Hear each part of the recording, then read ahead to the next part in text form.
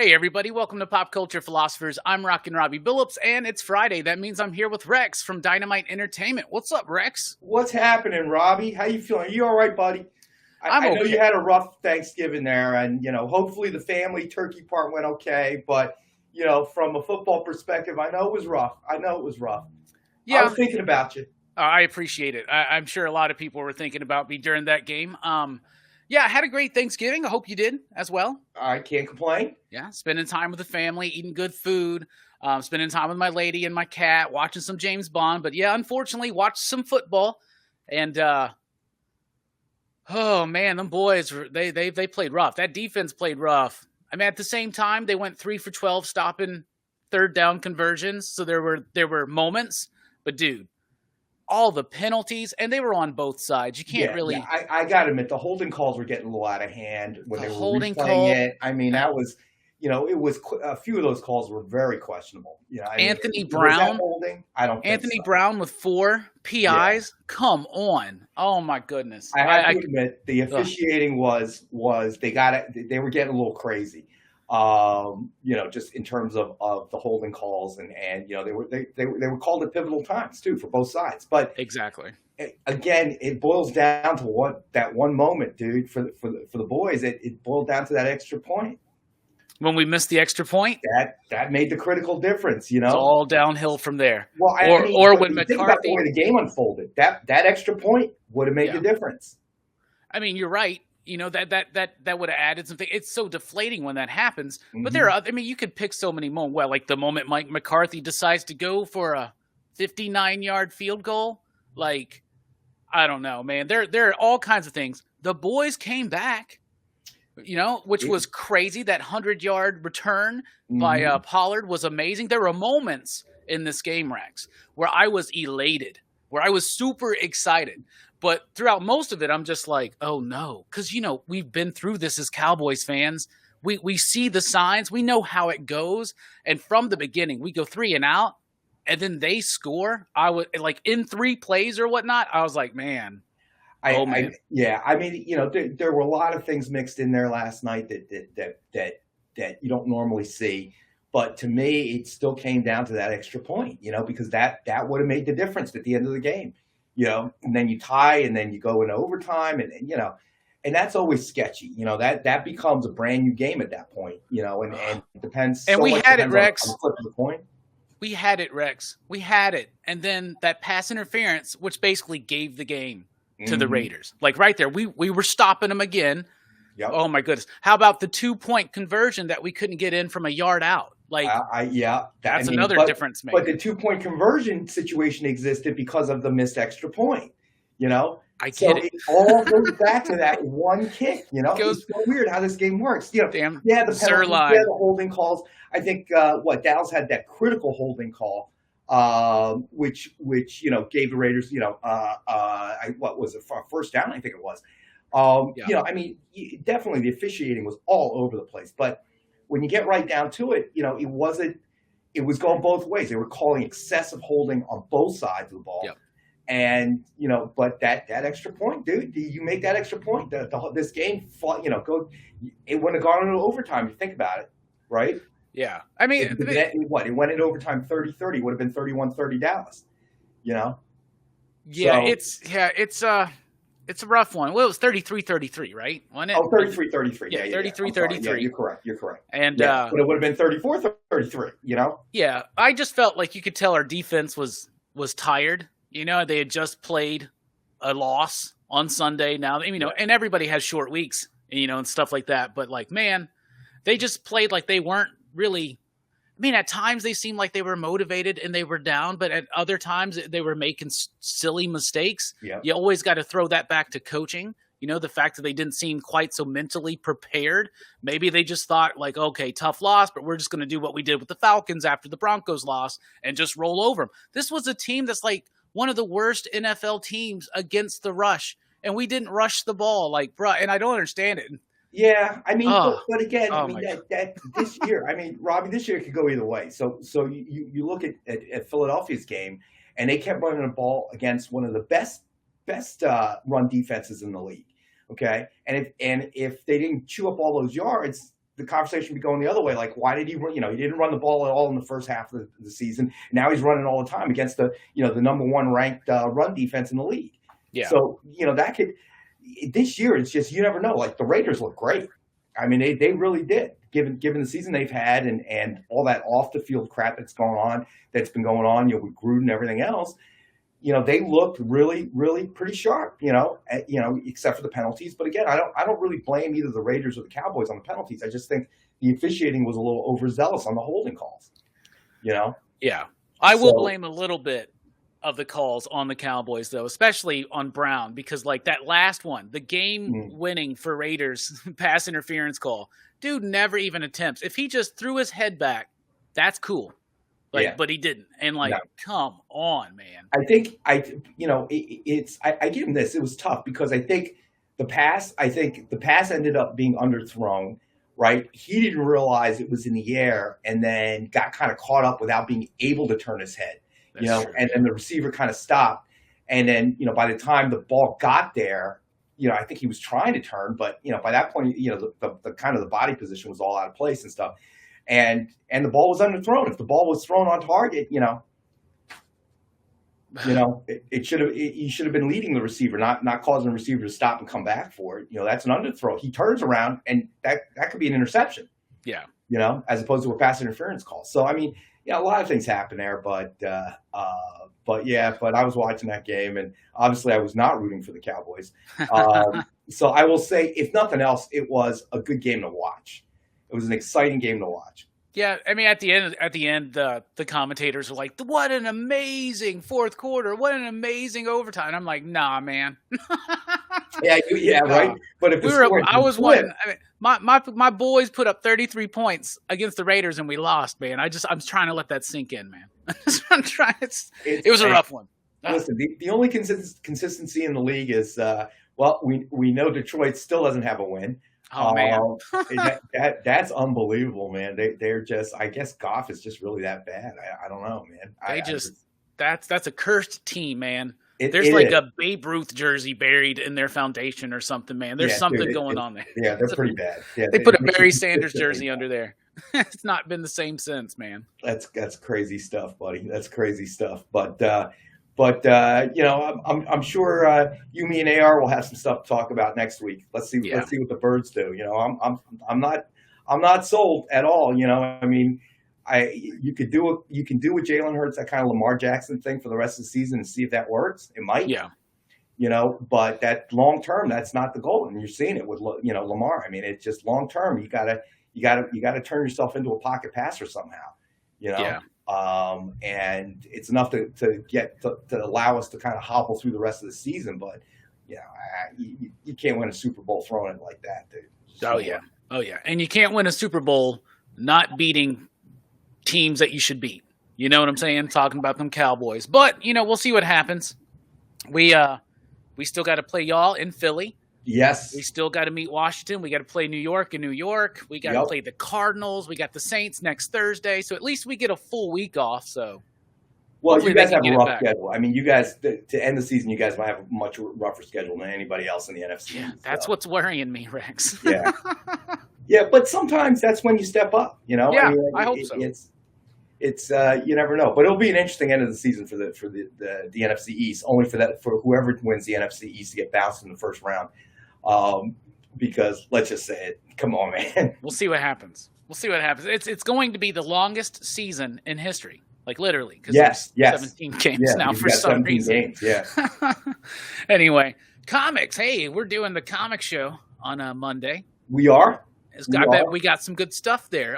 If anybody's not familiar, there's a link in the description below to a channel called The Experience, and every Monday at 5 p.m. Central Time, you'll find me, Rex, and John there talking about comic books and selling some comics. We got amazing offers. We are now officially in the holiday season. I got my Christmas lights, my tree up, did that last night, and some great gifts for the nerds in your life or the nerd that is yourself will be available on Monday night. Isn't that right, Rex? That's absolutely true. And, we put some great stuff together. As always, we have the 10-pack. The 10-pack reader set, 10 random Dynamite titles with a cover price of $3.99 or higher. and we sell it for $5 just as a thank you to our viewers, to encourage comic book readership and to introduce people that may not have picked up a Dynamite title in the past to pick one up at 50 cents a copy.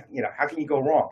I don't think you're going to hate the Dynamite titles, but even if you do, you spend 50 cents a copy. What do you got to lose? I know a lot of our regular viewers have bought them for stocking stuffers, gifts, that type of thing. If somebody buys more than one, we'll always do our best not to duplicate titles because they are random titles. We'll try to mix match the best that we can. If you buy a lot, it gets a little bit harder, but we always try to do our best. As always, we're going to have a statue. I'll be totally honest. We've been swamped this week, and with the short week with the Thanksgiving holiday, I haven't picked a statue yet, but I promise it'll be a good one, and it always does well. Creates a lot of activity. We always do it as one of our best offers. I think last week there was like back and forth on the statue that we had. I think it was a Sheena statue. There's always CGC graded books, guaranteed 9.6 or guaranteed 9.8.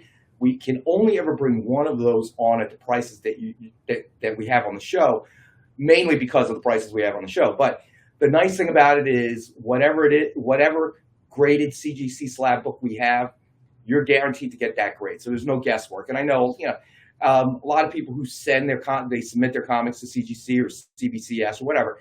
There's always a little bit of guessing involved. I know that AR got some back, and I think he was a little disappointed. Yeah, I saw that. I've heard that from a lot of customers sometimes. Like exactly what AR was saying. He's like, I think they messed up my books, man. Yeah. So we were talking a little bit about that on Wednesday and when I was on his Tuesday show. So there's always kind of a guesswork, and things do get, especially during this time of year with deliveries and packages, nothing against those guys that deliver all our packages, but they're under the gun too. And I would say that they don't always handle every package with the utmost care, so it could happen. The backups that the grading companies have had may have had something to do with it. I know that they got kind of behind in terms of submissions coming in and not being able to process them real quickly. Sometimes when they sit in the warehouse for too long, things happen. There could be any number of things that could have gone wrong. Yeah.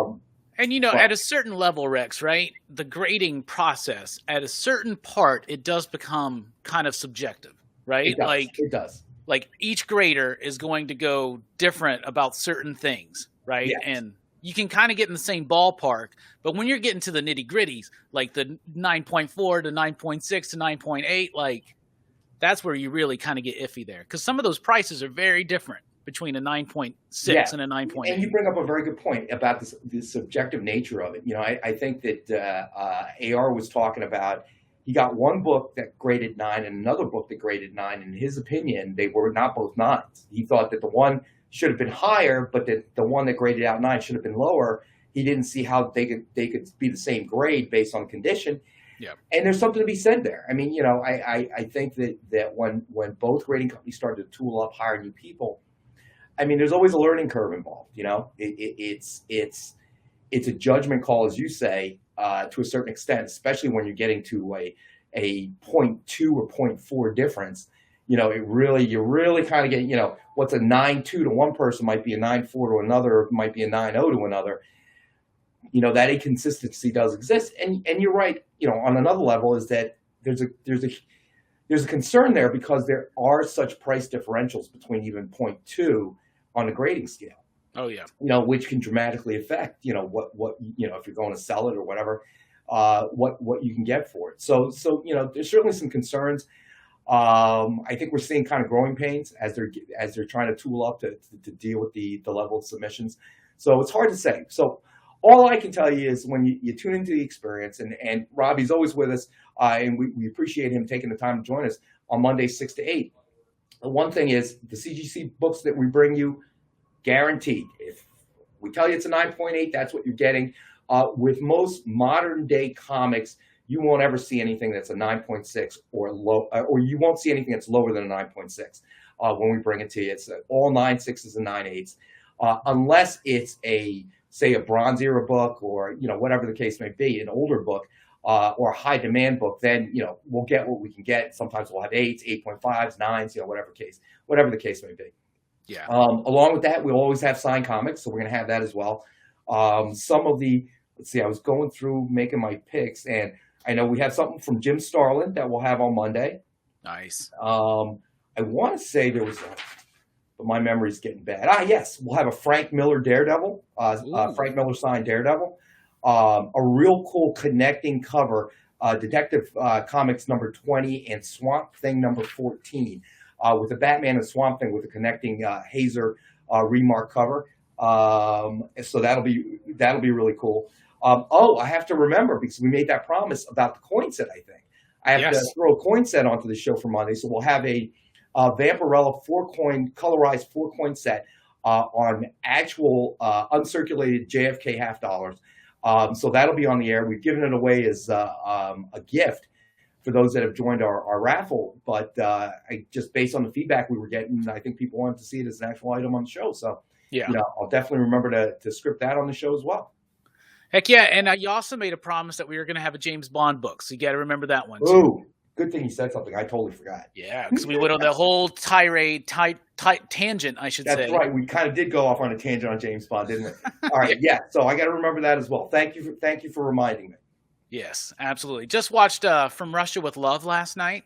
My Thanksgiving movie was From Russia with Love, and I remember liking that one a whole lot more. On this one, I was like, it's still good. Robert Shaw's amazing as the henchman villain there, right? And Connery's good, but man, that one's rather kind of poorly paced. Well, on the rewatch, it takes forever even to get to Bond. It takes forever for the actual premise to like set up and fulfill. I'm trying to think. From Russia with Love, is that the one that opened up on the train, or the fake Bond? It's the fake Bond, yeah. The training beginning, right? Yeah. Okay, yeah. I remember. Now the whole third act is on the train, which has some cool stuff, like in the fight. Right. Like Robert Shaw's pretty good in it. So, but yeah, going through them, it's always interesting. Like I said, every time I rewatch the Bond films, my opinions shift and change. Because last time I did this, I thought From Russia with Love was one of the best ones. Now I'm like, it's a little slow. That had the old lady with the blade in her shoe, right? Yes, yeah, the old Russian lady. That's mostly in Istanbul. His like the guy that he goes to meet in Turkey, who's like taking him. They're on the train. They're trying to get through Yugoslavia. Like people today watching, I know, what's right? Yugoslavia? What's Istanbul? What's going on? Like everything's changed. No doubt. You remember the Yugo? Yeah, right. I remember when the map changed, and I was like, from one year to school to the next one, all of a sudden we had like 10 more countries to have to remember in Europe for the geography tests. But it was all for a good reason, I'm sure. So I was a little young when that happened, though. But yeah, I was a bit older, so I didn't have to worry about the geography of it all. So. You're like, I already passed my geography classes. We're good. And the world was different back then too. Yeah. Oh, yeah, absolutely. I remember West Germany and East Germany, and some people would be like, what? Yep. Like, yeah. I remember when the wall came down, and I remember being very cognizant. I remember being very cognizant that I was like watching something monumental, and I was like, what was that? Like 88, 87, something like that? Something like that. Something like 6, 7, 8 years old at that time. Yeah. Anyway, there's your history lesson for today, kiddies. So James Bond is really good for remembering 20th century history. I guess that's it's been around so long now. Now it's like all movies, though. I mean, books, that type of thing. They kind of they're important because they mark that period of time that they're written in. Yeah, comics do that too, right? I mean, comics do that too. They do. That's why I really like reading old school comics. You see old references, the way they dress, the way they act, the way they talk, the shows they're referencing.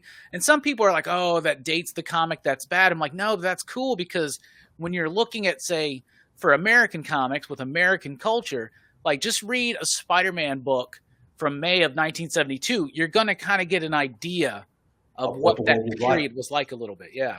No, I agree with you. I mean, that's really the importance of it.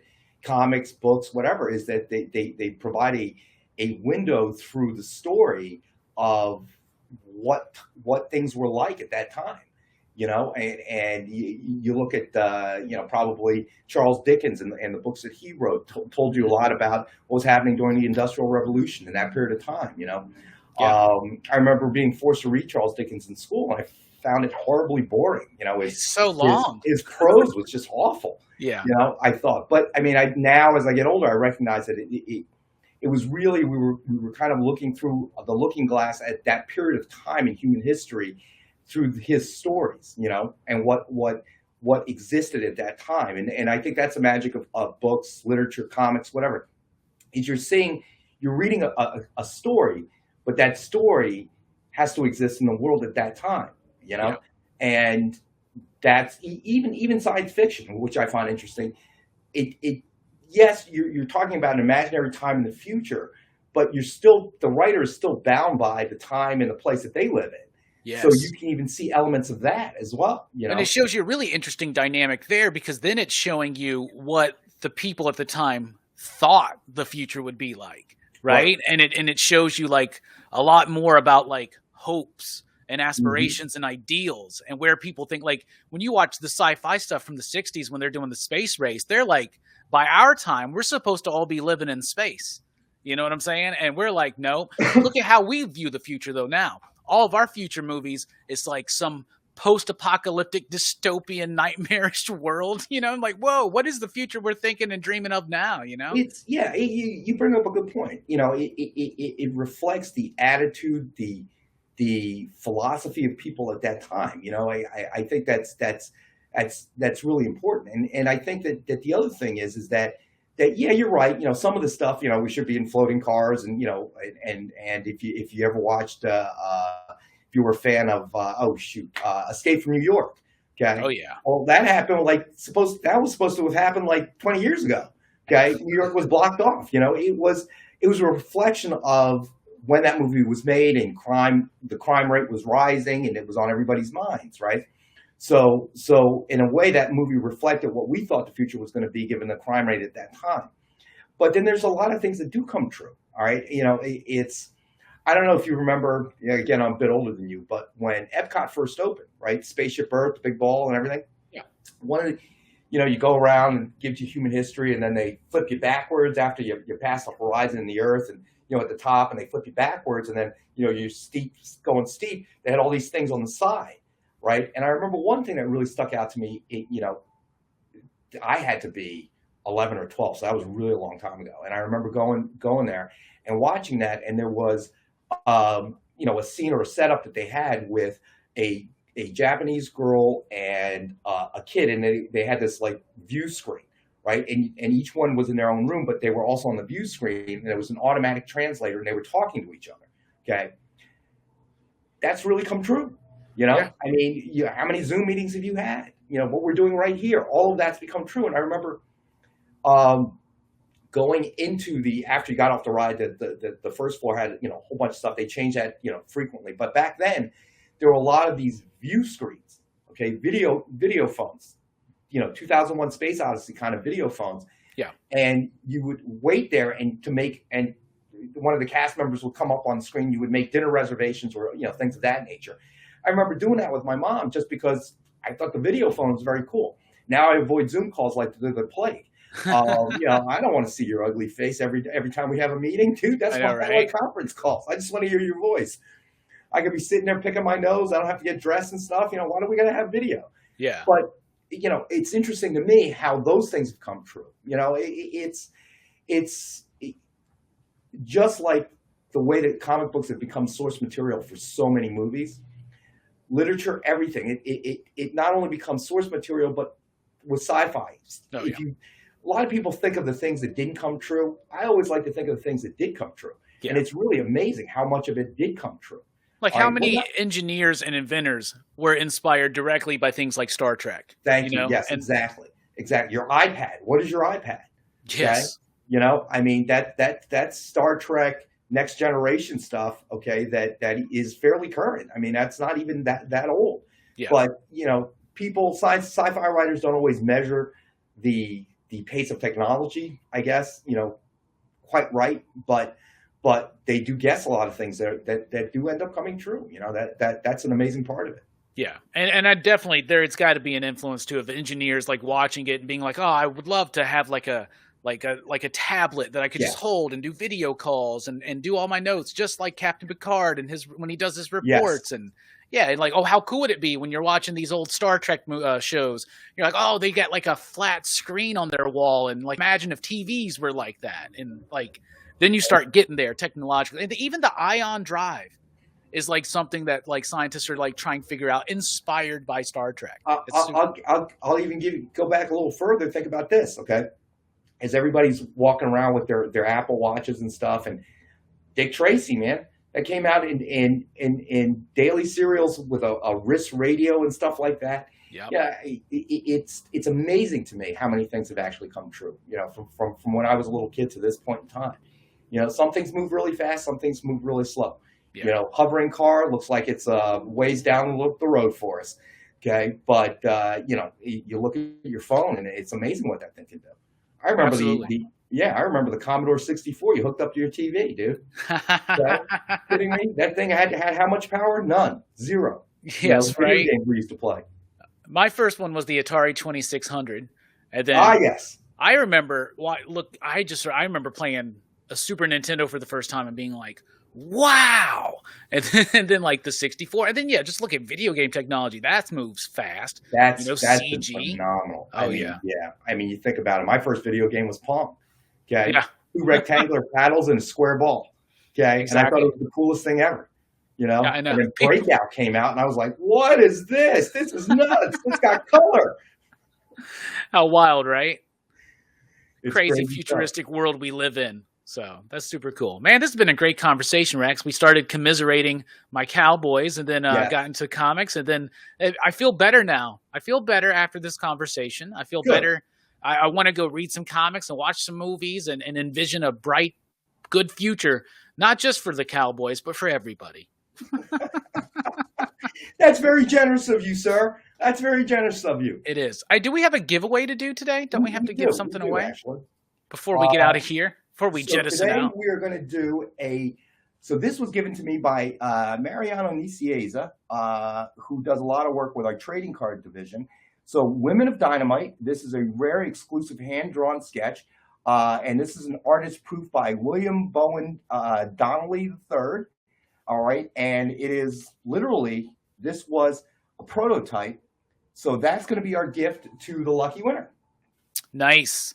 So I have the names here of people who partook in the chats on Monday's show. I'm going to hit Rockin Robbie's ridiculous randomizer of revolution. And there we go. It's spinning. Still spinning. Hey, it's Ronald Shepard. Ron. Hey, our buddy Ron. Before we check out though, I'd like to end this segment with a joke that Ron had sent me. Okay. And I've been meaning to forward this to you, and I wanted to read it on air a couple of times. All right, but I want to read it off to you. I think you may or may not enjoy it. Okay. So 2 boys are playing football in Central Park. One is attacked by a rabid Rottweiler. Thinking quickly, the other boy rips off a board of the nearby fence, wedges it down the dog's collar, and twists, breaking the dog's neck. I know this is a little dark. A reporter who was strolling by sees the incident and rushes over to interview the boy. Young Giants fan saves friend from vicious animal, he starts writing in his notebook. The little hero replies, but I'm not a Giants fan. Sorry, since we're in New York, I just assumed you were, said the reporter, and starts again. Little Jets fan rescues friend from horrific attack, he continued writing in his notebook. I'm not a Jets fan either, the boy said. I assumed everyone in New York was either for the Jets or the Giants. What team do you root for, the reporter asked. The child says, I'm a Cowboys fan. The reporter starts a new sheet in his notebook and writes, little redneck maniac kills beloved family pet. I like that because it's a commentary on the media's and fandom's expectations and view and perspective on the Cowboys, and also just it's a really nice kind of scathing criticism of the media. Okay, whatever you just said, I think. But I'll forward it to you. And Ron, if you're watching, kudos to you, sir. Keep emailing me the jokes, especially if they're related to the Dallas Cowboys. Absolutely, absolutely. Well, we hope everybody had a great Thanksgiving, and we're doing another giveaway on Monday. All you got to do is comment on this video to be entered to win. So you definitely want to be there Monday for the announcement of the winner, and plus the great deals that we're going to have getting this holiday season started. So thank you guys so much. Rex, thanks for being here. Always a pleasure, buddy. I'll see you Monday. All right. See you guys. Station.